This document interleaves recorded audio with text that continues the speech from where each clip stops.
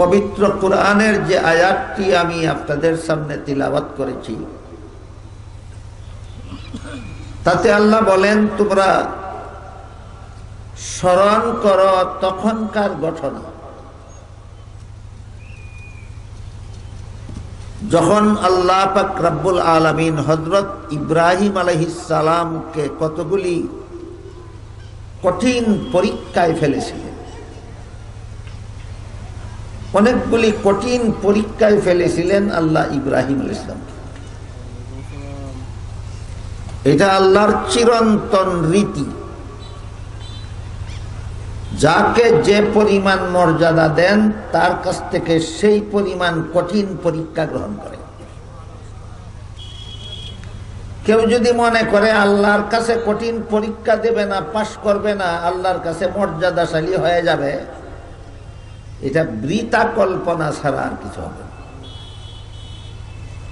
এই জন্য আমাদের জীবনভর যে সমস্ত কথা গুরুত্বের সাথে স্মরণ রাখা দরকার, এর মধ্যে একটা হলো, আমি আল্লাহর যত বড় কঠিন পরীক্ষায় পাশ করতে পারবো, আল্লাহ আমাকে তত বড় মর্যাদা দান করবেন। এটা একটা মহামূল্যবান কথা। আল্লাহ আমাকে কোনো পরীক্ষায় ফেলবে না, অথবা আমি পরীক্ষায় পাশ করব না, আল্লাহর কাছে মর্যাদা আকাঙ্ক্ষা করব, এটা বৃথা যাবে তারা। তো আল্লাহ পাক রব্বুল আলামিন ইব্রাহিম আলাইহিস সালামকে বেশ কতগুলি কঠিন পরীক্ষায় ফেলেছিলেন। একে একে সবগুলি পরীক্ষায় ইব্রাহিম আলাইহিস সালাম পাশ করলেন। তখন আল্লাহ ইব্রাহিমকে বললেন, আমি আপনাকে মানুষের ইমাম বানাবো। আয়াতের ব্যাখ্যায় লেখা আছে, একটু চাপে যান, একটু চাপে যান। আয়াতের ব্যাখ্যায় তাফসীরে লেখা আছে, মানুষের ইমাম, আল্লাহর পছন্দসই ইমাম হয় মানুষের দুই দল। একদল হলেন নবীগণ, আর একদল হলেন নায়েবে নবী, ওয়ারাসাতুল আম্বিয়া, উলামায়ে কেরাম। নবীগণ হলেন প্রথম কাতারের ইমাম মানুষের সমাজের জন্য, আর আলেমগণ হলেন দ্বিতীয় কাতারের ইমাম। যিনি আলেমও নন, নবীও নন, তিনি কোনো মানুষের ইমাম হওয়ার যোগ্যতা রাখেন না। বিষয়টা যদি আপনারা যাচাই করতে চান, নবী তো বর্তমান দুনিয়াতে নাই, আলেম নন এমন একজন লোককে আপনাদের মাগরিবের নামাজের ইমাম নিযুক্ত করে দেখতে পারেন। আলেম নন এমন একজন লোককে নামাজের ইমাম বানালে বলুন, আপনাদের নামাজটা শুদ্ধ হবে না ভুল হবে? তাহলে পরিষ্কার হয়ে গেল, যিনি নবীও না, ইমামও না, তিনি মানুষের ইমাম হওয়ার যোগ্য না। আল্লাহর পছন্দসই ইমাম মানুষের সমাজের জন্য দুই দল লোক হয়ে থাকেন। একদল হলেন নবীগণ, প্রথম কাতারের ইমাম হলেন নবীগণ, আর দ্বিতীয় কাতারের ইমাম হলেন আলেমগণ। বুঝে থাকলে বলুন তো, আল্লাহ ইব্রাহিম আলাইহিস সালামকে বলেছিলেন আপনাকে ইমাম বানাবো, এটা কি দ্বিতীয় শ্রেণীর ইমাম না প্রথম কাতারের ইমাম? প্রথম কাতারের ইমাম, অর্থাৎ আপনাকে আমি নবী বানাবো। যখন আল্লাহ ইব্রাহিম আলাইহিস সালামকে বললেন আপনাকে আমি নবী বানাবো, ইব্রাহিম আলাইহিস সালাম বললেন, হে আল্লাহ, শুধু আমাকে নয়, আমার পরবর্তী প্রজন্মদেরও নবী বানান, আমার আওলাদদেরকে নবী বানান, আমার জেনারেশনকেও আপনি নবী বানান। জবাবে আল্লাহ বললেন, আমি জেনারেশনের ভিত্তিতে নবী বানাই না, বংশভিত্তিক নবী বানাই না, আমি বেগুনাহদেরকে নবী বানাই। লা ইয়ানালু আহদিজ জালিমিন, গুনাহগারদেরকে আমি নবী বানাই না। এখানে আল্লাহ সমস্ত নবী রাসূলগণের জন্য একটা সামগ্রিক মূলনীতি ঘোষণা দিলেন, আল্লাহ কোনো গুনাহগারকে নবী বানান না, আর যাদেরকে নবী বানান তারা জীবনে কোনোদিন গুনাহ করেন না। যা নবীদের বৈশিষ্ট্যপূর্ণ গুণ। একটা বিশেষ গুণ হলো সমস্ত নবীদের জন্য যে নবীগণ আজীবন বেগুনাহ হয়ে থাকে। যেহেতু আল্লাহ এই আয়াতে সমস্ত নবীগণের জন্য বিশেষ একটা গুণের উল্লেখ করেছেন এবং একটা সামগ্রিক মূলনীতি হিসাবে নির্ধারণ করে দিয়েছেন, নবীগণের জন্য বেগুনাহ হওয়া দরকার, গুনাহগার নবী হতে পারে না। তাই কোন নবীর জীবনের এমন কোন ঘটনা যাকে একভাবে ব্যাখ্যা করলে গুনাহগার সাব্যস্ত হন, আরেকভাবে ব্যাখ্যা করলে গুনাহগার সাব্যস্ত হন না, এমন কিছু ঘটনা বিভিন্ন নবীর জীবনে আছে। বিভিন্ন নবীর জীবনে এমন কিছু ঘটনা আছে যাকে একভাবে ব্যাখ্যা করলে গুনাহগার সাব্যস্ত হয়ে যান, আরেকভাবে ব্যাখ্যা করলে তিনি গুনাহগার সাব্যস্ত হন। আমার কথা বুঝে থাকলে এবার বলবেন, এই সমস্ত ঘটনায় যেভাবে ব্যাখ্যা করলে গুনাহগার সাব্যস্ত হন, সেইভাবে ব্যাখ্যা করলে কি আল্লাহর মূলনীতি মানা হয় না লঙ্ঘন করা হয়? এই সমস্ত ব্যাখ্যা হবে মন গড়া ব্যাখ্যা। নবীর জীবনী সম্পর্কে এমন ব্যাখ্যা, কোরআনের আয়াত সম্পর্কে এমন ব্যাখ্যা, কোরআনের শব্দ সম্পর্কে এমন ব্যাখ্যা করা যে ব্যাখ্যা করলে আল্লাহর নির্ধারিত মূলনীতি লঙ্ঘন হয়ে যায়, এই ব্যাখ্যা কখনো সহি ব্যাখ্যা হতে পারে না। এই ব্যাখ্যা ভ্রান্ত ব্যাখ্যা, মন গড়া ব্যাখ্যা হতে পারে। এর একটা সহজ উদাহরণ আমি আশা করি কম বেশি আপনারা সবাই মুসলমান হিসাবে জানেন, জেনে থাকবেন। কোরআনের বিভিন্ন আয়াতে আল্লাহ আদম আলাইহিস সালামের জান্নাতে যাওয়ার ঘটনার বিবরণ দিয়েছেন। আল্লাহ আদমকে সৃষ্টি করার পরে প্রথমে জান্নাতে দিলেন, বললেন জান্নাতে যেখানে ইচ্ছা সেখানে বসবাস করুন, সব রকমের ফলমূল খান, কিন্তু একটি গাছের ফল সম্পর্কে আল্লাহ বলে দিলেন এই গাছের ফল খাবেন না, এই গাছের ফল খাওয়া তো দূরের কথা, এর ধারে কাছেও যাবেন না। শেষ পর্যন্ত ইবলিসের ধোঁকায় পড়ে আদম নিষিদ্ধ গাছের ফল খেয়েছিলেন। এই ঘটনা কোরআনে বর্ণিত আছে। আপনারা অনেকেই আরো শুনেছেন কিনা, আজকেই শুনলেন।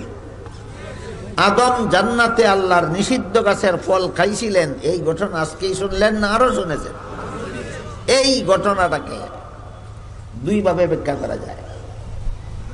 একভাবে ব্যাখ্যা করলে আদম গুনাহগার সাব্যস্ত হয়ে যান, আর একভাবে ব্যাখ্যা করলে আদম বেগুনাই থাকেন। উভয়টা ব্যাখ্যা আমি আপনাদের শোনাবো। কোন ভাবে ব্যাখ্যা করলে আদমের জান্নাতে নিষিদ্ধ গাছের ফল খাওয়ার ঘটনাটাকে কোন ভাবে ব্যাখ্যা করলে তিনি গুনাহগার সাব্যস্ত হয়ে যান, আর কোন ভাবে ব্যাখ্যা করলে তিনি বেগুনাই থাকেন, দুইটা ব্যাখ্যাই আমি আপনাদের শোনাবো। তবে এর আগে মনে রাখতে হবে, গুনাহগার সাব্যস্ত হওয়ার ব্যাখ্যাটা মুসলমানের ব্যাখ্যা নয়, খ্রিস্টানদের ব্যাখ্যা।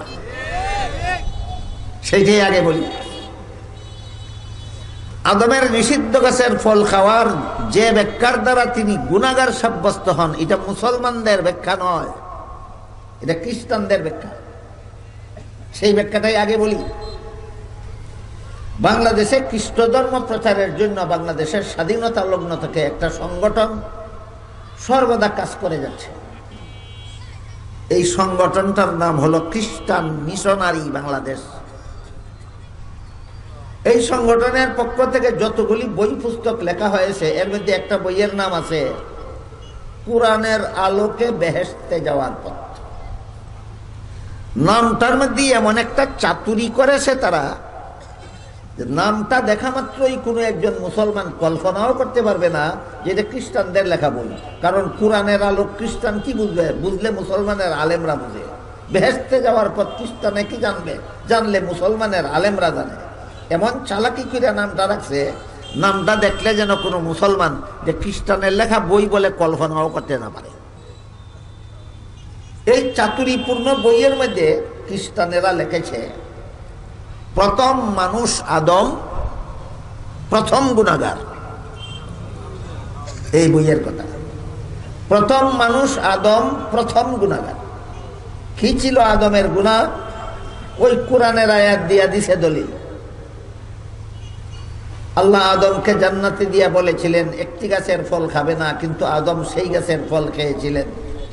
ঘটনা তো কোরআনে আছে, কোরআনের ঘটনা দিয়া, দলিল দিয়া এই ঘটনার দ্বারা নিষিদ্ধ গাছের ফল খাওয়াটাকে গুনাহ সাব্যস্ত করেছে।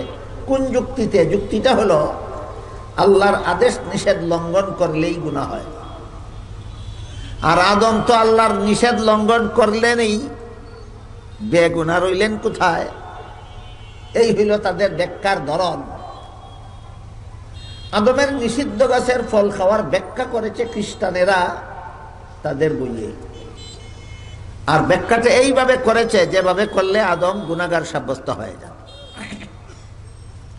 তারপরে ওই বইয়ে আরো লেখে, এই প্রথম গুনাহগার আদমের বংশে যত নবী জন্মগ্রহণ করেছেন সমস্ত নবীগণ জন্মগত গুনাহগার। জন্ম ইয়া গুনাহ করছে না, গুনাহ কইরা জন্ম হইছে, এটা জন্মগত গুনাহগার। এর পক্ষে যুক্তি দিয়া লেখে এদের জন্মের গুনাহটা কি? ওই বইয়ে লেখেছে এদের জন্মের গুনাহ হইল পাপিষ্ঠ আদমের বংশে যে জন্ম হইছ এইটাই তোমার গুনাহ।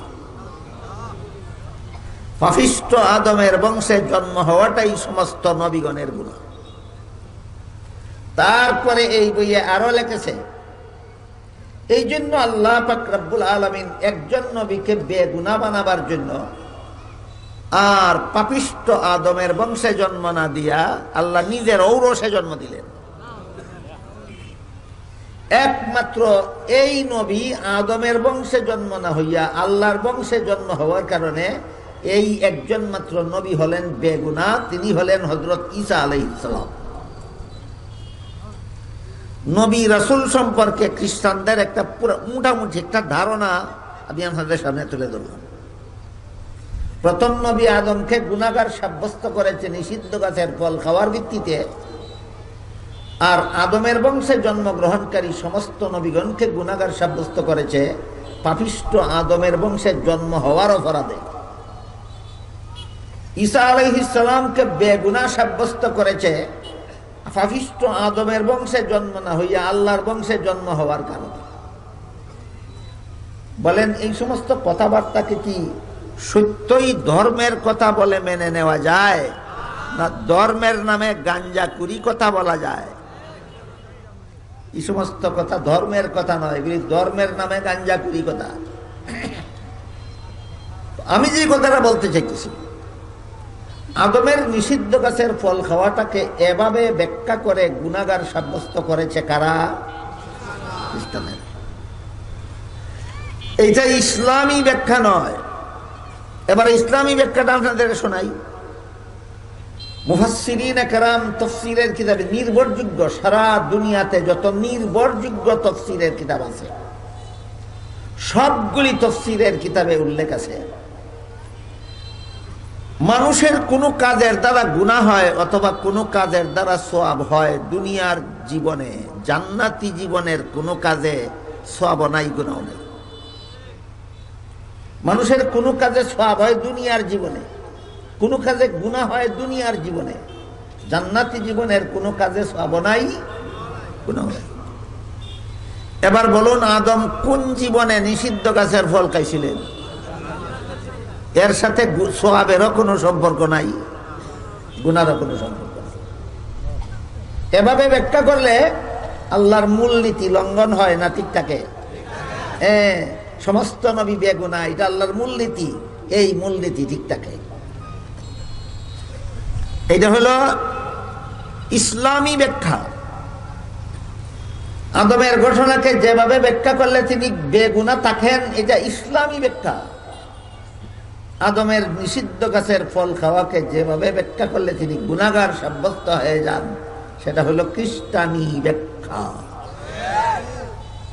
দুইটা ব্যাখ্যার পার্থক্য আপনাদের সামনে এই জন্য তুলে ধরলাম, আমাদের সমাজে যথেষ্ট পরিমাণ মুসলমান এখনো আছে যারা বিভিন্ন নবীকে গুনাহগার বলে, যারা বিভিন্ন নবীকে গুনাহগার বলে। এতক্ষণের কথা যারা শুনেছেন বুঝেছেন, বলুন যারা বিভিন্ন নবীকে, আমাদের দেশের অনেক মুসলমান যারা বিভিন্ন নবীকে গুনাহগার বলে, এরা কি নবীদের জীবনের ঘটনাগুলির সহি ব্যাখ্যার ভিত্তিতে গুনাহগার সাব্যস্ত করে, না ভ্রান্ত ব্যাখ্যার মাধ্যমে? ভ্রান্ত ব্যাখ্যার মাধ্যমে নবীগণকে গুনাহগার সাব্যস্ত। সবচেয়ে বড় আশ্চর্যের ব্যাপার হইল, যারা ভুল ব্যাখ্যা, মন গড়া ব্যাখ্যা, খ্রিস্টানি ব্যাখ্যার আশ্রয়ে নবীগণকে গুনাহগার সাব্যস্ত করে, এরা জোর গলায় প্রচার চালায়, মুসলমান আসুন আমাদের সাথে সবাই ঐক্যবদ্ধ হয়ে যায়। ঐক্যের দাওয়াতের একটা জোয়ার আইছে বর্তমানে বাংলাদেশে। ঐক্যের দাওয়াত দাতাদের জোয়ার চলছে বাংলাদেশে। সবাই বলে আসুন আমরা সবাই একদল হয়ে যাই, এবং যে দলের লোকেই ঐক্যের দাওয়াত দেয় সেই দলেই বলে আসুন আমাদের নেতৃত্বে ঐক্যবদ্ধ হয়। যে দলের লোকেই ঐক্যের দাওয়াত দেয় তারাই কয় আমাদের দলে এসে ঐক্যবদ্ধ হয়। এই ঐক্যের দাওয়াত যারা দেয় তারা কুরআন শরীফের আরেকটা আয়াত দিয়ে দলিল দেয়। সেই আয়াতটা হলো আল্লাহ কোরআনের এক আয়াতে বলেছেন, ওয়াতাসিমু বিহাবলিল্লাহি জামিআন ওয়া লা তাফাররাকু। আয়াতের অনুবাদটা ধারাবাহিকভাবে লক্ষ্য রাখবেন, লক্ষ্য করবেন। আল্লাহ ঐক্য হওয়ার কথা আগে বলেছেন, না ঐক্যের প্ল্যাটফর্ম আগে চিহ্নিত করে দিয়েছেন? এটা লক্ষ্য করবেন। আল্লাহ বলেন, হে মুমিন মুসলমানেরা, তোমরা শক্তভাবে ধারণ করো আল্লাহর রশ্মিকে। মুফাসসিরিনে কেরাম আয়াতের ব্যাখ্যায় তাফসীরের কিতাবে লিখেছেন, এখানে আল্লাহর রশ্মি বলতে আল্লাহর দ্বীন বোঝানো হয়েছে। তোমরা আল্লাহর দ্বীন, শক্তভাবে আল্লাহর দ্বীন গ্রহণ করো। তোমরা আল্লাহর দ্বীন পালনে মজবুত হয়ে যাও, মজবুতভাবে দৃঢ়ভাবে তোমরা আল্লাহর দ্বীন পালনের মাধ্যমে ঐক্যবদ্ধ হও, বিচ্ছিন্ন হইও না। লা তাফাররাকু, তোমরা পরস্পরে দ্বিধা বিভক্ত হইবা না, তোমরা ঐক্যবদ্ধ থাকো। দৃঢ়ভাবে আল্লাহর দ্বীন পালনের মাধ্যমে ঐক্যবদ্ধ থাকো। বুঝে থাকলে এবার বলেন, ঐক্যবদ্ধ থাকো আগে বলেছেন, না ঐক্যের প্ল্যাটফর্ম আগে চিহ্নিত করে দিয়েছেন? কোথায় গিয়ে ঐক্যবদ্ধ হব? এই সমাজে যারা যারা ঐক্যের দাওয়াত দেয়, আমি গভীরভাবে লক্ষ্য করে দেখেছি, কোথায় গিয়ে ঐক্য হব ঠিকানা বলে না, কারণ হ্যাঁ নিজেই জানে না ঠিকানাটা কোনটা। এই কথাটা আমাদের সকলের বোঝা দরকার। যারা যারা মুসলমানদেরকে ঐক্যবদ্ধ হওয়ার দাওয়াত দাও, ঐক্যের ঠিকানা বলো না কেন? তোমার জানা নাই, তাহলে না গেলে না পাওয়া অঙ্গখানা চুলকাতে যাও কেন? যেটা জানো না সেটা বলতে যাও কেন? আল্লাহ তো কোরআনে আগে বলেননি ঐক্যবদ্ধ হও, আগে বলেন আল্লাহর দ্বীন পালনের মাধ্যমে ঐক্যবদ্ধ হও। তাহলে আল্লাহ কোরআনে ঐক্যবদ্ধ হওয়ার নির্দেশ দিয়েছেন কোরআনে ঠিকানা ছাড়া, না ঠিকানা বলে দিয়েছেন আগেই? ঠিকানাটার নাম আল্লাহর দ্বীন, ঠিকানাটার নাম আল্লাহর দ্বীন। এখন তো আমাদের বোঝা দরকার আল্লাহর দ্বীন বলতে কি বোঝায়, আল্লাহর দ্বীন কোন জিনিসটার নাম। এটা যদি পরিষ্কার না হয় আবার বিভ্রান্তি হবে। এক একজনে এক একটাকে দিন মনে করিয়া এক এক দলে বিভক্ত হইয়া বলবে আমাদের এটা দিন, তোমরা সবাই আমাদের সাথে ঐক্যবদ্ধ হও, আবার যেই সেই অবস্থা সৃষ্টি হবে। এই জন্য আল্লাহর দ্বীন পালনের মাধ্যমে যে আল্লাহ আমাদেরকে ঐক্যবদ্ধ হওয়ার নির্দেশ দিলেন, তাই জরুরি ভিত্তিতে এখানে এসে আমাদের বুঝার দরকার আল্লাহর দ্বীন কোন জিনিসের নাম। বিষয়টা একটু গভীর হবে, বিষয়টা একটু অত্যন্ত গুরুত্বপূর্ণ, যথেষ্ট পরিমাণ কঠিন। এই জন্য আপনাদেরকে অনুরোধ করে বলি, একটু মনোযোগ সহকারে শোনার চেষ্টা করবেন, যেন ঐক্যের ব্যাপারে কোনোদিন মুসলমান বিভ্রান্ত না হয়। ঐক্য আল্লাহ যে ঠিকানা বলে দিয়েছেন সেই ঠিকানা মতে যেন সব মুসলমান ঐক্যবদ্ধ হতে পারে। আল্লাহর বর্ণিত ঠিকানা ছাড়া আর কোন প্ল্যাটফর্মে যেন মুসলমান ঐক্যবদ্ধ হতে না যায়, হুচট খেতে বাধ্য হবে। বলেন, আল্লাহর বর্ণিত ঠিকানায় ঐক্যবদ্ধ হব না মন গড়া ঠিকানায়? মন গড়া ঠিকানায় ঐক্যবদ্ধ হলে সফল হব না বিফল হব? আর আল্লাহর বর্ণিত ঠিকানায় ঐক্যবদ্ধ হলে এই ঐক্য অবশ্যই ঐক্য সফল হবে। কাজে আল্লাহর ঠিকানাটার নাম হইল আল্লাহর দ্বীন, আল্লাহর ঠিকানাটার নাম দ্বীন। তাই দ্বীন সম্পর্কে আমাদের পরিষ্কার ধারণা থাকা দরকার, সুস্পষ্ট ধারণা থাকা দরকার যে আল্লাহ যে বললেন আল্লাহর দিন পালনের মাধ্যমে আমরা ঐক্যবদ্ধ হব, আল্লাহর দিনের রূপরেখাটা কি, এটার সীমা রেখা কি, এটার চৌহদ্দিটা কি, এটার আয়তন কত, এটা বোঝা দরকার। এই বিষয়টা রাসূল করিম সাল্লাল্লাহু আলাইহি ওয়াসাল্লাম একটি হাদিসে সুস্পষ্টভাবে বর্ণনা করে দিয়েছেন কোন জিনিসটার নাম আল্লাহর দিন। হাদিসটাকে মুহাদ্দিসিনে কেরামের পরিভাষায় হাদিসে জিবরিল বলা হয়। আপনারা ইচ্ছা করলে নাম মনে রাখতে পারেন, না রাখলেও তেমন কোনো অসুবিধা নাই। শুধু নামটা মনে রাখলে আগামীতে আপনি হাদিসটা বুঝতে একটু সহজ হবে। রাসূল করিম সাল্লাল্লাহু আলাইহি ওয়াসাল্লাম একটি হাদিসে আল্লাহর দ্বীনের কমপ্লিট ডেফিনেশন প্রদান করেছেন। রাসূল একটা হাদিসের মধ্যে আল্লাহর দ্বীনের পরিপূর্ণ সংজ্ঞা দান করেছেন। এই হাদিসটাই হইল আল্লাহর দ্বীন বলতে যা কিছু বোঝায় সবকিছু। হাদিসটাকে মুহাদ্দিসিনে কেরামের পরিভাষায় হাদিসে জিবরিল বলা হয়। নামটা মনে রাখতে পারবেন, হাদিসে জিবরিল। তার কারণ হাদিসে উল্লেখ আছে, এই হাদিসে উল্লেখ আছে জিবরিল ফেরেশতা একজন অচেনা মানুষের আকৃতি ধারণ করে রাসূলের কাছে এসেছিলেন, মুখোমুখি হয়ে বসেছিলেন, কতগুলি প্রশ্ন করেছিলেন। রাসূল জবাব দেওয়ার পরে, জিবরিল বিদায় হয়ে যাওয়ার পর রাসূল উপস্থিত সাহাবাদের জিজ্ঞেস করেছিলেন, কোন লোকটা এসে আমার সাথে প্রশ্নোত্তর করে চলে গেল, তোমরা কি তাকে চিনতে পেরেছ? সাহাবাগণ বলেন, আমরা চিনতে পারিনি। কেউ বলতে পারবেন কেন চিনতে পারলেন না? জিবরিল অচেনা মানুষের আকৃতি ধারণ করিয়াছিলেন। এবার বুঝলেন কেন চিনতে পারলেন না? সাহাবাদের বেষ্টনে উপবিষ্ট রাসূলের কাছে জিবরিল এসেছিলেন একজন অচেনা মানুষের আকৃতি ধারণ। কেমন মানুষের? অচেনা মানুষের আকৃতি ধারণ করে এসেছিলেন। এই জন্য বিদায়ের পরে যখন রাসূল জিজ্ঞাসা করলেন, তোমরা কি কোন লোকটা এসেছিল চিনতে পেরেছ? তারা বলেন, আমরা চিনতে পারিনি। এবার বলুন কেন চিনতে পারলেন না? অচেনা মানুষের আকৃতি ধারণ করেছে। তখন রাসূল বলেন, হাজা জিবরিলু আতাকুম ইউআল্লিমুকুম দীনাকুম। ইনি জিবরিল ফেরেশতা এসেছিলেন, আমাকে প্রশ্ন করবেন আর আমি জবাব দেব, এর মাধ্যমে তোমরা তোমাদের দ্বীন চিনে নেবে। নবীর উম্মতকে নবীর দ্বীন চিনাবার জন্য আল্লাহ জিবরিল ফেরেশতা পাঠাইছিলেন। জিবরিল ফেরেশতা নবীকে কতগুলি প্রশ্ন করেছিলেন, এই প্রশ্নগুলির জবাবে নবী উম্মতকে দ্বীন শিক্ষা দিয়েছেন। এইগুলির নাম হইল দ্বীন, এইগুলির নাম হইল দ্বীন। ঐক্যবদ্ধ হওয়ার প্ল্যাটফর্ম, মুসলমানের ঐক্যবদ্ধ হওয়ার প্ল্যাটফর্ম যে দ্বীন, এই দ্বীন বর্ণিত হয়েছে রাসূলের হাদিসে জিবরিলের ভিতরে। বুঝলেন কথা আমার? বুঝতে পারতেছেন? এবার হাদিসে জিবরিলের সারমর্মটা আপনাদেরকে বলি। এখানে একটা প্রশ্ন জিবরিল রাসূলকে করেছিলেন, মাল ঈমান। এর অর্থ হলো ঈমান কাকে বলে। আমার মনে হয় আমি বিগত বৎসরগুলিতে আপনাদেরকে ঈমান কাকে বলে তা পরিষ্কারভাবে বলে দিয়েছি। আজকে আবার প্রসঙ্গক্রমে এই প্রশ্ন আসলো যে ঈমান কাকে বলে।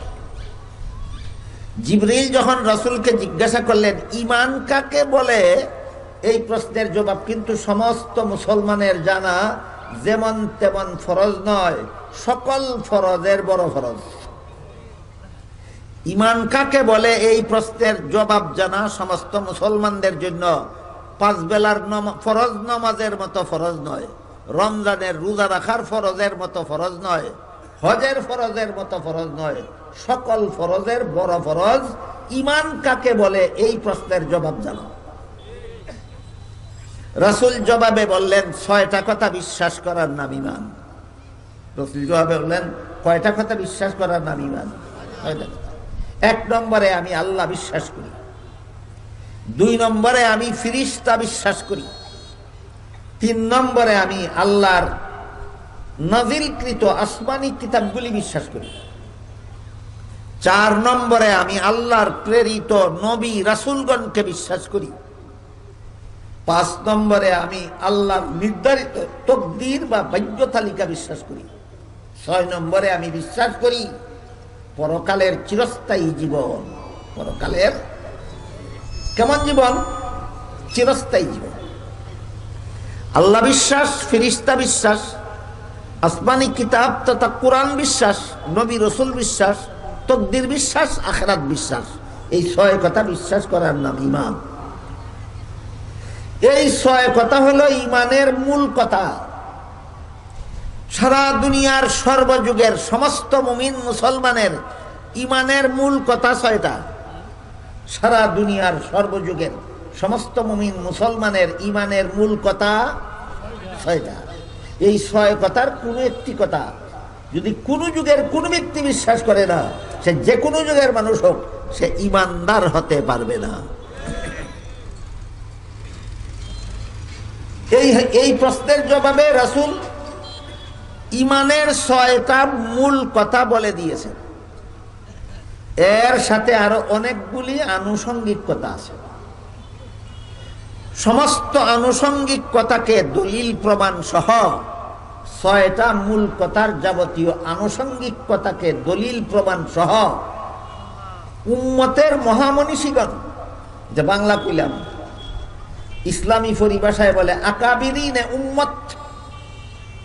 এক হাদিসে উল্লেখ আছে আকাবির শব্দটা। হাদিস শরীফে রাসূল বলেছেন আল বারাকাতু মা আকাবিরিকুম। ওই হাদিসের দিকে আমাদের এখন যাওয়ার দরকার নাই, যেহেতু আকাবির শব্দটা কোরআন হাদিসের ভাষা, এই জন্য হুবহু এই শব্দ বললে আপনারা বুঝবেন না, এই জন্য সরল বাংলায় কইলাম। এই 6টা মূল কথার সাথে আরো যত আনুষঙ্গিক কথা আছে, সবগুলিকে সবিস্তারে দলিল প্রমাণ সহ উম্মতের মহামনীষীগণ, উম্মতের মহামনীষীগণের প্রথম কাতারে আছেন সাহাবায়ে কেরাম। বলুন আমার কথা বুঝে থাকলে, এই উম্মতের মহামনীষীদের প্রথম কাতারে কারা? দ্বিতীয় কাতারে আছেন তাবেঈন। দ্বিতীয় কাতারে কারা? তৃতীয় কাতারে আছেন তাবে তাবিঈন। এদেরকেই আকাবিরিনে উম্মত বলা হয়, এদেরকেই উম্মতের মহামনীষী বলা হয়। রাসূলের বর্ণিত 6টা মূল কথার সাথে কুরআনে হাদিসে আরো যত আনুষঙ্গিক কথা আছে, সবগুলিকে সবিস্তারে দলিল প্রমাণ সহ উম্মতের মহামনীষীগণ একটা শাস্ত্রে বিন্যস্ত করেছেন।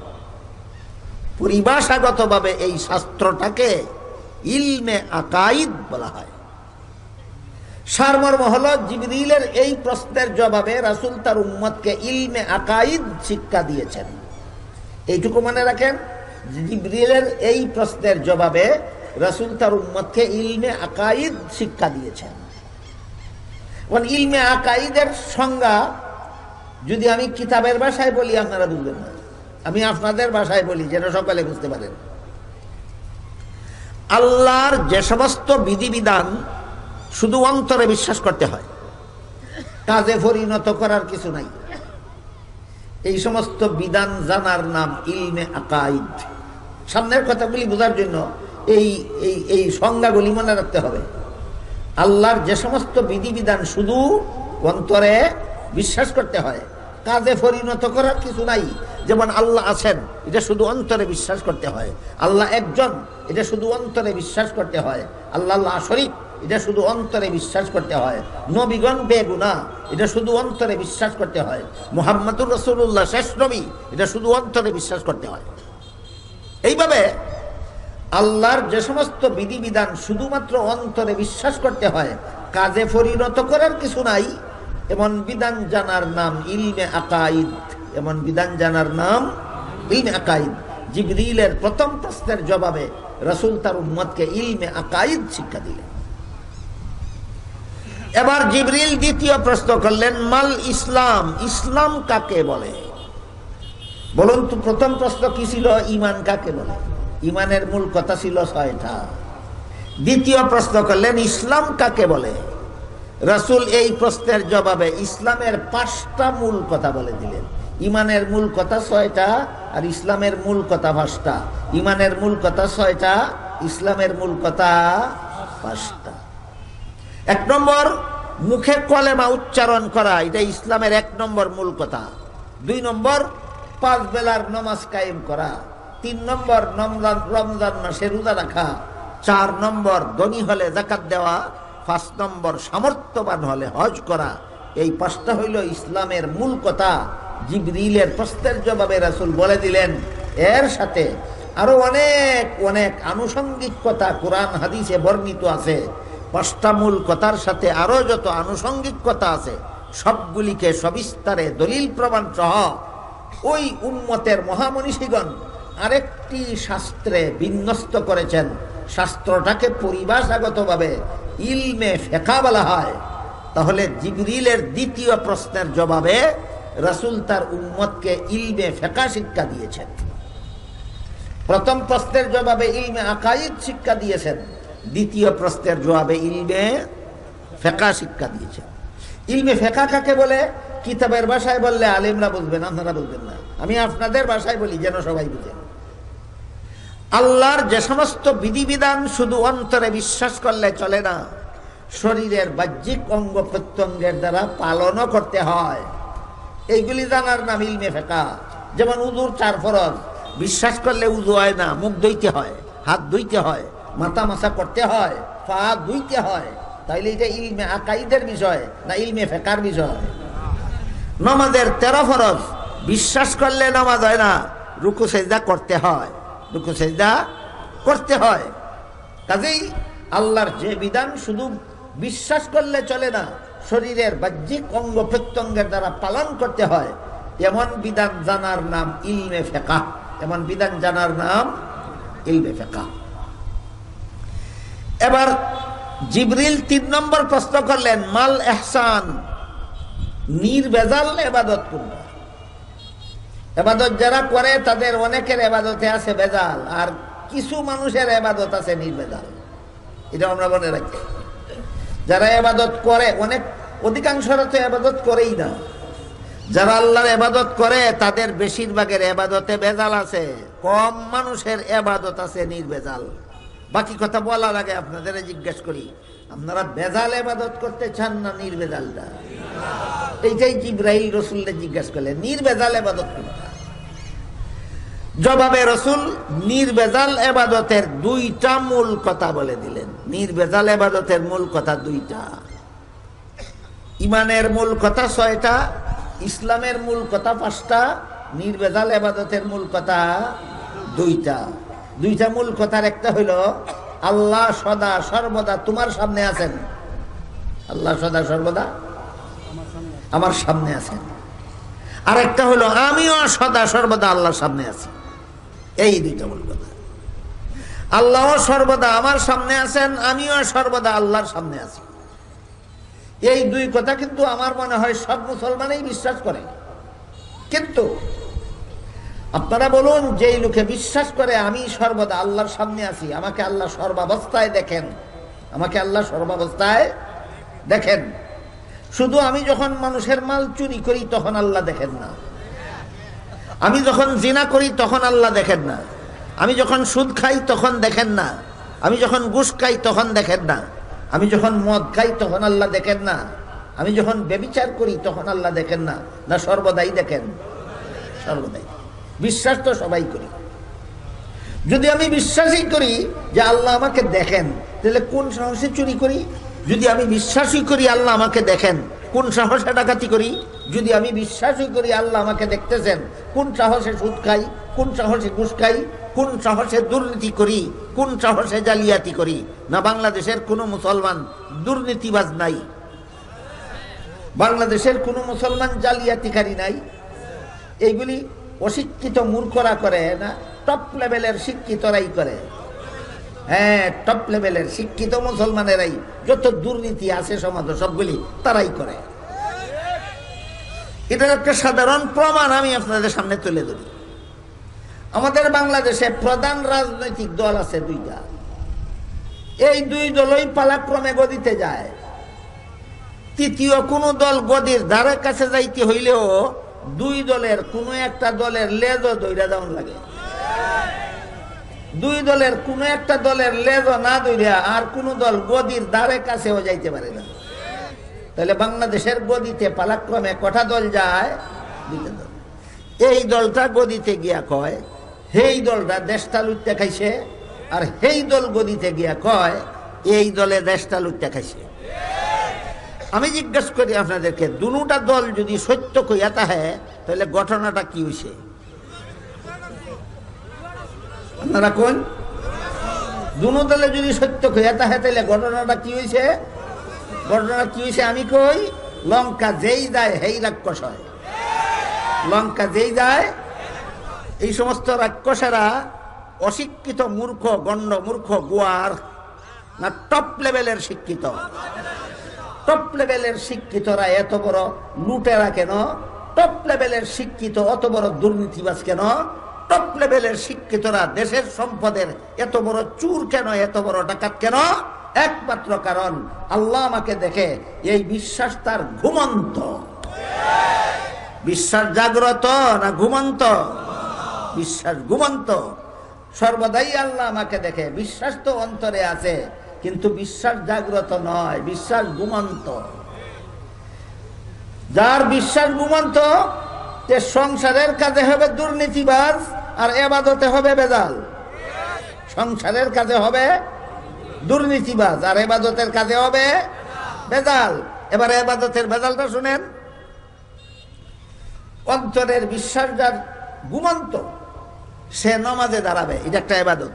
নমাজ এবাদত না, নমাজে দাঁড়াবে, এটা একটা এবাদত। এবাদত করতে গেছে, নিয়ত করার পর থেকে সালাম ফিরাবার নিয়ত, নমাজের নিয়ত বান্দার পর থেকে সালাম ফিরাবার পূর্ব পর্যন্ত এই সম্পূর্ণটা নমাজের ভিতরে তার দোকানের হিসাব মিলায়,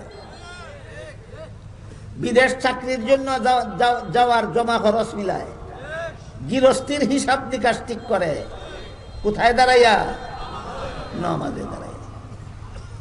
বলেন, আমি যদি নমাজে দাঁড়াইয়া আমার দোকানের হিসাব মিলাই, আমি যদি দোকানে দাঁড়াইয়া আমার সংসারের ধ্যানে মগ্ন থাকি, আমি যদি নমাজে দাঁড়াইয়া আমার গৃহস্থির হিসাব নিকাশে মগ্ন থাকি, এবাদত নির্বেজাল না বেজাল? বেজাল। একমাত্রই কারণ আমি বিশ্বাস করি আল্লাহ আমারে দেখে, এই বিশ্বাসটা ঘুমাইয়া রয়েছে, বিশ্বাসটা ঘুমাইয়া রয়েছে। এবার বলেন, আল্লাহ আমাকে দেখে, এই বিশ্বাস যাদের ঘুমন্ত, এরা সংসারের কাজ করলে হইব দুর্নীতিবাজ আর নমাজও দাঁড়াইলে করবো বেজাল। বুঝছেন কথা? বলেন আমার কথা বুঝে থাকলে। যা আল্লাহ আমাকে সদা সর্বদা দেখেন, এই ঈমান যাদের ঘুমাইয়া রয়েছে, এরা সংসারের কাজ করলে কি করবে? দুর্নীতি। এবাদত দাঁড়াইলে কি করবে? বেজাল। আমার কথা বুঝে থাকতে বলেন, আপনাদের সমাজে ঘুমন্ত ঈমানওয়ালা আসেনি কেউ? আবার আপনি এখানে আবার ফাঁকে দিয়া অনেকের মনে এই কল্পনা জাগতে পারে যে তাহলে আমার নামাজটা সংশোধন কিভাবে হবে? এটার আরেক লাইন, আরেক ব্যবস্থা। আজকের মতো খুব শর্টকাটে বলে দিই, এমন নামাজ সংশোধন করার প্রধান দুইটা পদ্ধতি আছে, একটা আলেমদের জন্য আর একটা যারা আলেম না তাদের জন্য। আমি যে সংসারে দাঁড়াইলেই, আমি যে নামাজে দাঁড়াইলেই সংসারের জমা খরচ লাগিয়ে যাই, এটা আমার বেজাল নামাজ।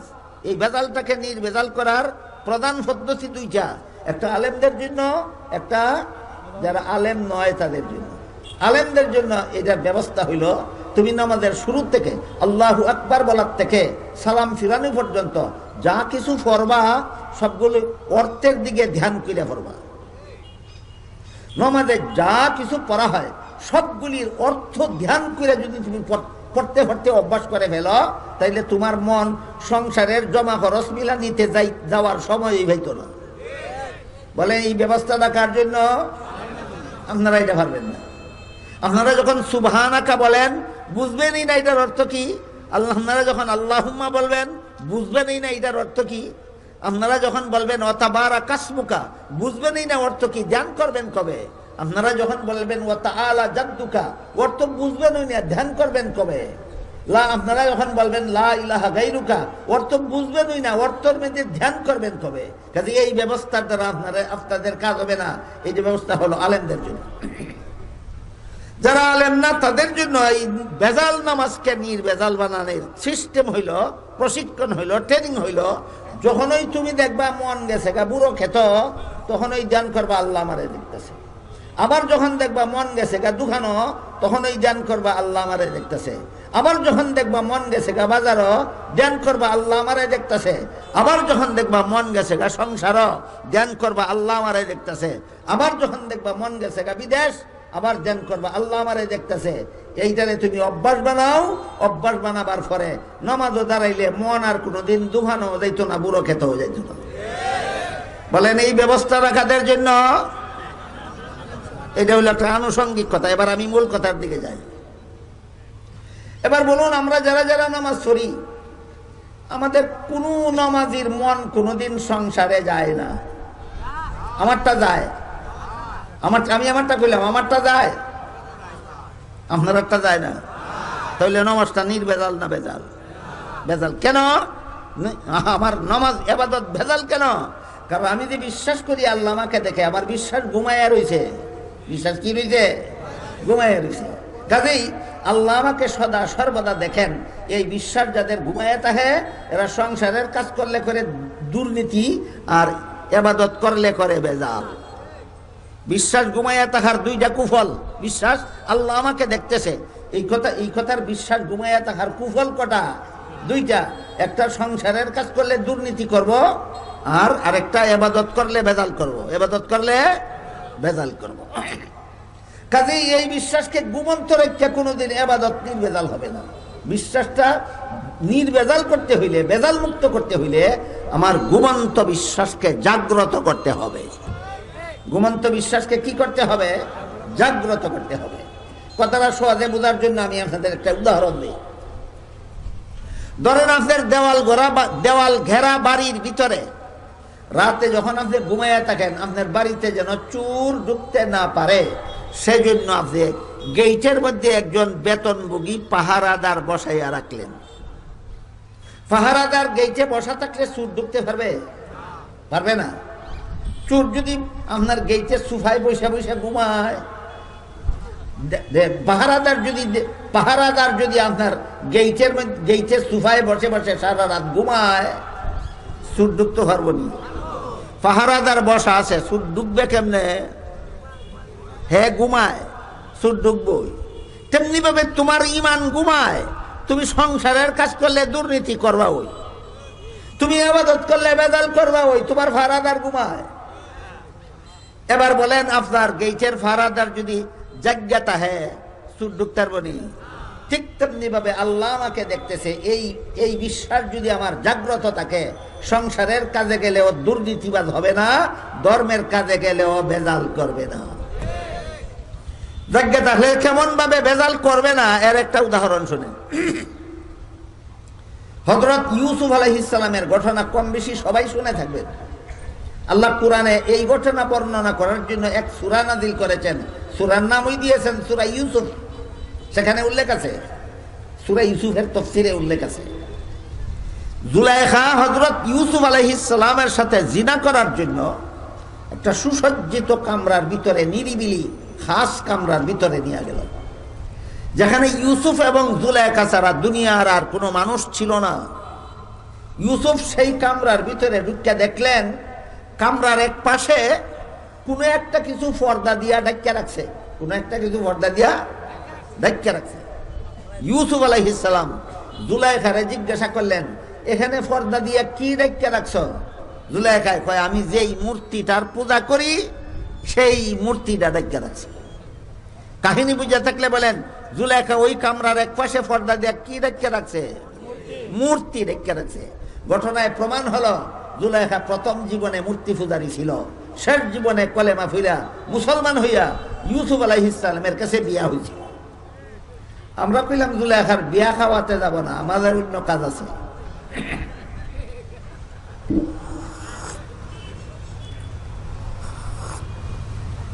ইউসুফ জিজ্ঞাসা করলেন, পর্দা দিয়া কে ডেকে রাখছো? যেই মূর্তিটা পূজা করি মূর্তিটা ডেকে রাখছি। ইউসুফ জিজ্ঞাসা করলেন, তুমি তো এটার পূজাই করো, ডেকে রাখলা কেন? জুলাইখা কয়, এখন আমি তোমার সাথে জিনা করবো, কাজেই যেই দেবতার পূজা করি তার সামনে জিনা করতে আমার লজ্জা হয়, এই জন্য ডেকে রাখছি যেন নির্বিঘ্নে জিনাটা করতে পারে। ইউসুফ আলাইহিস সালাম জিজ্ঞাসা করলেন, তোর মূর্তির সামনে জিনা করলে কি মূর্তি দেখে? আপনারা কি বলেন? জুলেখা ওকে না সামনে করলেও দেখে না। ইউসুফ বললেন যে এটারে ধাক্কা রাখলেও দেখে না, সামনে করলেও দেখে না, এটারে ডাহনের দরকার কি, ডাকলে কেন? তখন জুলেখা কয়, যদিও আমার মূর্তির সামনে জিনা করলেও দেখে না, কিন্তু যেই কারিগরে মূর্তিটা বানাইছে চোখের মধ্যে দেখার ভঙ্গি দিয়ে বানাইছে। মূর্তিটার চোখের মধ্যে কি আছে? দেখার ভঙ্গি আছে। এই ভঙ্গিটার কারণেই আমার লজ্জা হয়। ইউসুফ আলাইহিস সালাম বললেন, তোর মূর্তির চৌকের মধ্যে দেখার ভঙ্গি আছে, আসলে দেখে না, তারপরেও যদি এটার সামনে আমার সাথে জিনা করতে তোর লজ্জা হয়, আমার আল্লাহ যে আসলেই দেখে, তার সামনে কোন লাজে আমি তোর সাথে জিনা করব? কাহিনী বুঝা থাকলে বলেন, আল্লাহ আমারে দেখে, এই বিশ্বাসটা ইউসুফের ঘুমন্ত ছিল না জাগ্রত? বুঝলেন? আল্লাহ আমারে দেখে এই বিশ্বাস ঘুমায়া তাহলে কি হয়, আর জাগ্রত তাহলে কি হয়? বুঝলেন কিছু? এই বিশ্বাস ঘুমায়া তাহলে যত রকমের অপকর্ম আছে সবটাই করব, যত রকমের দুর্নীতি আছে সবটাই করব, যত রকমের জালিয়াতি আছে সবটাই করবে, যত রকমের কুকর্ম আছে দুনিয়াতে সবটাই করব, কারণ আল্লাহ দেখে বিশ্বাসটা তার ঘুমায়া রয়েছে। এই বিশ্বাস যার অন্তরে জাগ্রত হয়, সংসারের কাজেও দুর্নীতিবাজ হতে পারে না, ধর্মের কাজেও বেজাল করতে পারে না। জিবরিল যখন জিজ্ঞাসা করলেন নির্বেজাল ইবাদত কোনটা, রাসূল নির্বেজাল ইবাদতের দুইটা মূল কথা বলে দিলেন। একটা হলো আল্লাহ সর্বদা তোমার সামনে আছে, আর একটা তুমি সর্বদা আল্লাহর সামনে আছো। বিশ্বাস জাগ্রত করো, ইবাদত নির্বেজাল হয়ে যাবে। এই দুইটা মূল কথার সাথে আরো যত আনুষঙ্গিক কথা কুরআন হাদিসে বর্ণিত হয়েছে, সবগুলিকে সবিস্তারে দলিল প্রমাণ সহ উম্মতের মহামনীষীগণ আরেকটি শাস্ত্রে বিন্যস্ত করেছেন। পরিভাষাগতভাবে সেই শাস্ত্রটাকে ইলমে তাজকিয়াও বলা হয়, ইলমে তাসাউফও বলা হয়। সবার এই ব্যাপারে চর্চা নাই। কারো যদি চর্চা থাকে তাহলে আপনারা দয়া করে বলবেন, ইলমে তাজকিয়া বললে আপনি সহজে বুঝেন, না ইলমে তাসাউফ বললে সহজে বুঝেন? তাজকিয়া। জিবরিলের তৃতীয় প্রশ্নের জবাবে রাসূল তার উম্মতকে ইলমে তাজকিয়া শিক্ষা দিলেন। প্রথম প্রশ্নের জবাবে ইলমে আকাইদ শিক্ষা দিয়েছিলেন, দ্বিতীয় প্রশ্নের জবাবে ইলমে ফিকহ শিক্ষা দিয়েছিলেন, তৃতীয় প্রশ্নের জবাবে ইলমে তাজকিয়া শিক্ষা দিয়েছেন। ইলমে তাজকিয়া কারে কয়? কিতাবের ভাষায় পেলে আপনারা বুঝবেন না, আমি আপনাদের বোঝার মতো করে বলি। ইলমে তাজকিয়া ওই এলিমকে বলে যে এলিমের মধ্যে আল্লাহর ওই সমস্ত বিধান জানতে পারা যায়, যে সমস্ত বিধান শুধু অন্তরে বিশ্বাস করলেও চলে না, বাহ্যিক অঙ্গের দ্বারা পালনও করা যায় না, বরং বিশ্বাসও করতে হয় অন্তরের দ্বারা, পালনও করতে হয় অন্তরের দ্বারা। এমন এলিম জানার নাম ইলমে তাজকিয়া। যেমন আল্লাহ আমাকে দেখেন, এই বিশ্বাস আমার ঘুমাইয়া রয়েছে, হাতে ধাক্কা দিলে জাগবো না, পায়ে লাথি দিলে জাগবো না, অন্তরের বিশ্বাসটাকে অন্তরের কর্ম দ্বারাই জাগাতে হবে। তাইলে যে শুধু বিশ্বাস করলেও চলে না, আর অঙ্গ প্রত্যঙ্গের দ্বারা পালনও করা যায় না, বিশ্বাসও করতে হয় অন্তরের দ্বারা, পালনও করতে হয় অন্তরের দ্বারা। এখানে এসে যদি কেউ মানে এইটুকু আরো কিছু বুঝতে চান যে আমার বিশ্বাসটা যে ঘুমাইয়া রয়েছে, আমি তো হাতে ধাক্কাইয়া আমার অন্তরে জাগাইতে পারবো না, পায়ে লাগতেইয়াও আমার অন্তর জাগাইতে পারবো না, অন্তরের দ্বারাই অন্তরের বিশ্বাস জাগাতে হবে। জাগানির সিস্টেমটা কি? না কোনো সিস্টেম নাই। এই অন্তরকে জাগানোর সিস্টেম হইল দুইটা। অন্তরকে জাগানোর সিস্টেম কটা? দুইটা। একটা সিস্টেমকে ইলমে তাজকিয়ার ভাষায় রাজা বলা হয়, আর একটা সিস্টেমকে ইলমে তাজকিয়ার ভাষায় খাউফ বলা হয়। খাউফ একটা সিস্টেম, রাজা একটা সিস্টেম। এই দুইটা সিস্টেমের দ্বারা আল্লাহ আমাকে সদা সর্বদা দেখে মনের এই ঈমানটাকে, অন্তরের এই বিশ্বাসটাকে জাগ্রত করা যায়। বলেন, আমার অন্তরের ঘুমন্ত ঈমানকে জাগ্রত করার সিস্টেম কটা আছে? দুইটা। একটা সিস্টেমের নাম রাজা, আর একটা সিস্টেমের নাম খাউফ। রাজা শব্দের মর্ম হলো আল্লাহর রহমতের আশা। রাজা শব্দের মর্ম আল্লাহর রহমতের আশা। খাউফ শব্দের মর্ম হলো আল্লাহর শাস্তির ভয়। আল্লাহর রহমতের আশা, আল্লাহর শাস্তির ভয়, এই দুইটা জিনিস অন্তরে ঢুকাও, তোমার অন্তরের ঘুমন্ত ঈমান জাগ্গা যাইব। অন্তরে ঢুকানির পদ্ধতি, অন্তরে ঢুকানির পদ্ধতি হইল তোমার জন্ম থেকে মরণ পর্যন্ত আল্লাহর কি পরিমাণ নিয়ামত বুক করতেছ, নিরিবিলি ডেলি একবার 5 মিনিট বইয়া চিন্তা করো। ডেলি ঘুমানির আগে, ডেলি ঘুমানির আগে, এশার নামাজের পরে ঘুমানির আগে 5 মিনিট 10 মিনিট, এই এর বেশি না, 5 মিনিট 10 মিনিট চিন্তা করো তোমার জন্মের থেকে নিয়ে মৃত্যু পর্যন্ত আল্লাহর কি পরিমাণ নিয়ামত বুক করতেছ। মায়ের গর্ভে থাকা অবস্থায় তোমার শ্বাস প্রশ্বাস বন্ধ ছিল। মায়ের গর্ভে থাকা অবস্থায় তোমার কোনো খানাফিনা চলতো না। জ্যান্ত অবস্থায় মায়ের পেটের মধ্যে তুমি জিন্দা ছিলা কিভাবে? জিন্দা ছিলা এইভাবে, তোমার নাভির সাথে মায়ের গর্ভতলীর সাথে আল্লাহর কুদরতে একটা নল সৃষ্টি করে দিছিল। সেই নল দিয়া মায়ের শরীরের রক্ত, গর্ভস্থ তোমার শরীরে রক্ত প্রবেশ করত। এই কারণে মায়ের দেহে বাচ্চা রইছ, সুস্থ হইছ।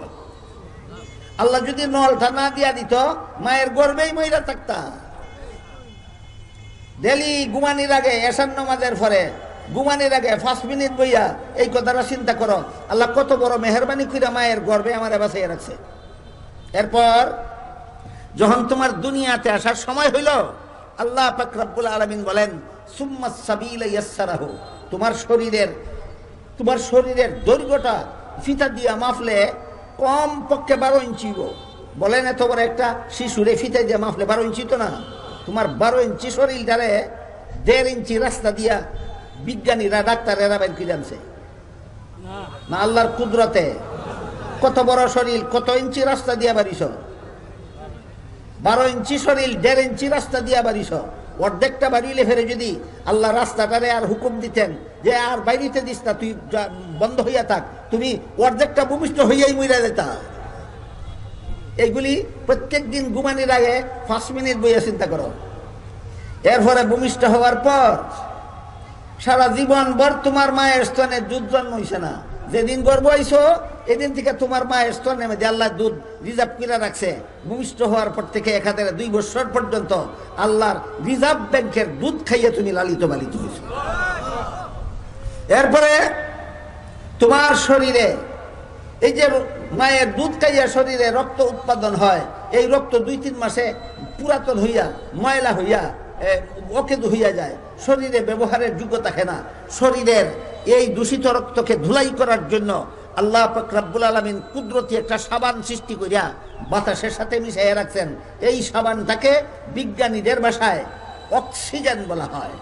মানুষের শরীরের দূষিত রক্ত ধুলাই করার জন্য আল্লাহর সৃষ্টি করা কুদরতি সাবানের নাম অক্সিজেন। বাতাসের সাথে মিশ্রিত থাকে।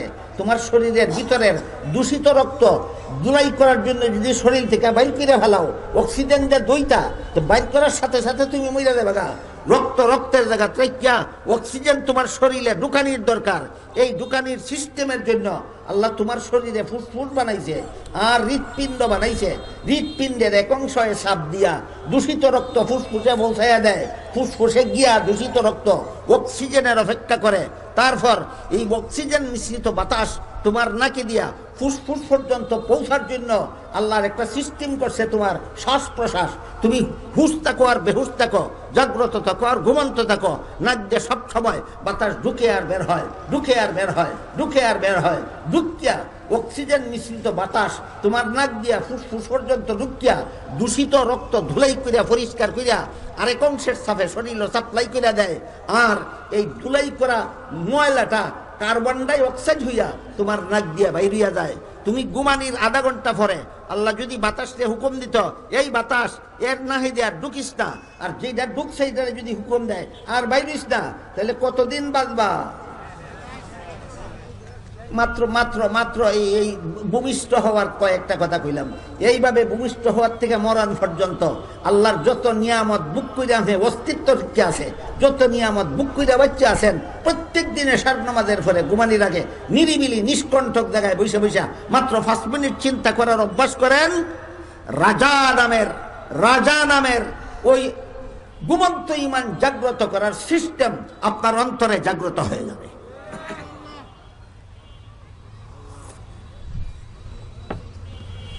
রাজাবাদী আল্লাহর রহমতের আশা, আল্লাহর এত সব নিয়ামতের ধ্যান যখন ডেলি 5 মিনিট করবেন, আপনার অন্তরে আল্লাহর রহমতের আশা বেড়ে যাবে। আপনি আর কোনোদিন ইবাদত বন্দেগীতে অবহেলা করতে পারবেন না। আর একটা রয়েছে নি খাউফের অর্থ আল্লাহর শাস্তির ভয়। আল্লাহ কোন পাপ করলে কি শাস্তি দেন, এইগুলির বিস্তারিত বিবরণ কোরআনে হাদিসে উল্লেখ আছে। কোরআনের প্রায় 6000 আয়াতে উল্লেখ আছে আল্লাহর কোন অপরাধে আল্লাহ কি ভয়ঙ্কর শাস্তি দিবেন, দুনিয়ার জীবনে কি ভয়ঙ্কর শাস্তি দিবেন, মরণকালে কি ভয়ঙ্কর শাস্তি দিবেন, কবরে কি ভয়ঙ্কর শাস্তি দিবেন, হাসরের মাঠে কি ভয়ঙ্কর শাস্তি দিবেন, পুলসিরাতে কি ভয়ঙ্কর শাস্তি দিবেন, জাহান্নামে কি ভয়ঙ্কর শাস্তি দিবেন। এগুলির বিস্তারিত বিবরণ কোরআনের 1000 আয়াতে আছে, রাসূলের লক্ষ লক্ষ হাদিসে আছে। যদি তুমি আলেম হও, কোরআনের ওই আয়াতগুলির তাফসীর মুতালা করো, রাসূলের ওই হাদিসগুলি মুতালা করো। আর যদি আলেম না হও, তাহলে এই আয়াত এবং হাদিসগুলির বিবরণ যারা বয়ান করেন, মনোযোগে তাদের বয়ান শোনো। আমি মরণ কষ্ট কিভাবে সহ্য করব, আমি কবরের আযাব কিভাবে সহ্য করব, আমি হাসরের মাঠের আযাব কিভাবে সহ্য করব, আমি পুলসিরাতের আযাব কিভাবে সহ্য করব, আমি জাহান্নামের আযাব কিভাবে সহ্য করব, এই জ্ঞানটা ওই 5 মিনিট করো। প্রত্যেক দিন এশার নামাজের পরে ঘুমানির আগে আল্লাহর শাস্তির ভয় তোমার অন্তরে ঢুকে যাবে। আল্লাহ যে তোমাকে দেখেন, এই ঈমান জাগ্রত হয়ে যাবে। আর কোনোদিন কোনো অপকর্ম করার সাহস থাকবে না, আর কোনোদিন আল্লাহর ইবাদতে অবহেলা করার সাহস থাকবে না। আমার কথা বুঝে থাকলে এবার বলেন, ঘুমন্ত ঈমান জাগ্রত করার ব্যবস্থা আসেনি? ব্যবস্থা আছে। ঘুমন্ত ঈমানকে এই ব্যবস্থায় জাগ্রত করতে হয় যে মনে মনে ধ্যান করিয়া, না হাতের দ্বারা ধাক্কাইয়া, পায়ের দ্বারা লাগাইয়া, না মনের দ্বারা ধ্যান করিয়া। তাই আল্লাহর যে সমস্ত বিধান শুধু অন্তরে বিশ্বাস করলে চলে না, আর অঙ্গ প্রত্যঙ্গের দ্বারা পালনও করা যায় না। অন্তরের দ্বারা বিশ্বাসও করতে হয়, পালনও অন্তরের দ্বারা করতে হয়। এই সমস্ত বিধিবিধান জানার নাম ইলমে তাজকিয়া। এবার শুনুন, জিবরিলের প্রথম প্রশ্নের জবাবে রাসূল উম্মতকে ইলমে আকাইদ শিক্ষা দিয়েছিলেন। জিবরিলের দ্বিতীয় প্রশ্নের জবাবে রাসূল উম্মতকে ইলমে ফিকহ শিক্ষা দিয়েছিলেন। জিবরিলের তৃতীয় প্রশ্নের জবাবে রাসূল উম্মতকে ইলমে তাজকিয়া শিক্ষা দিয়েছেন। সর্বশেষে বলেছেন, এই 3টা ইলমের নাম তোমাদের দ্বীন। 3টা ইলমের নাম তোমাদের দ্বীন। আল্লাহ কি বলছেন না, ঐক্যবদ্ধ হও প্ল্যাটফর্ম ছাড়া,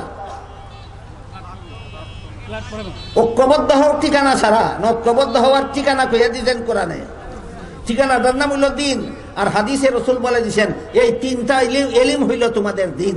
সুতরাং ইলমে আকাইদ যার সংশোধিত, ইলমে ফিকহের উপর যার আমল আছে, ইলমে তাজকিয়া যার বাস্তবায়িত, ওই ব্যক্তি আর আল্লাহর দ্বীনের উপর প্রতিষ্ঠিত। এমন এইভাবে তোমরা ইলমে আকাইদের উপর বিশ্বাস স্থাপন করিয়া, ইলমে ফিকহের উপর আমল করিয়া, ইলমে তাজকিয়ার দৃষ্টিতে অন্তরাত্মা পবিত্র করিয়া তোমরা ঐক্যবদ্ধ হও। এখন যদি ইলমে আকাইদ গিয়া দেখা যায় হে নবীরে গুনাহগার বিশ্বাস করে, নবীরে গুনাহগার বিশ্বাস করা সহিহ আকীদা না বাতিল আকীদা? মুসলমানি আকীদা না খ্রিস্টানি আকীদা? হ্যাঁ, বিশ্বাস করে নবীরা গুনাহগার, আর কয় আমরা সাথে ঐক্যবদ্ধ হও। তুমি বাতিল। যে মুসলমান তোমার সাথে ঐক্যবদ্ধ হবে সে বাতিল হতে বাধ্য। আমি কি আপনাদেরকে বুঝাতে পারলাম? আল্লাহ এবং আল্লাহর রাসূলের নির্ধারিত মুসলমানের ঐক্যবদ্ধ হওয়ার ঠিকানাটা, মুসলমানের ঐক্যবদ্ধ হওয়ার ঠিকানা 3 জিনিস। আকাইদ সংশোধন করো, আমল সংশোধন করো, আখলাক সংশোধন করো। হে মুসলমান, আকাইদ সংশোধন করার মাধ্যমে ঐক্যবদ্ধ হও, আমল সংশোধন করার মাধ্যমে ঐক্যবদ্ধ হও, আখলাক সংশোধন করার মাধ্যমে ঐক্যবদ্ধ হও। আল্লাহ আপনাদের আমাদের সবাইকে অনুধাবন করার তৌফিক দান করুন। আমিন। সুবহান রাব্বিকা রাব্বিল ইজ্জাতি আম্মা ইয়াসিফুন ওয়া সালামুন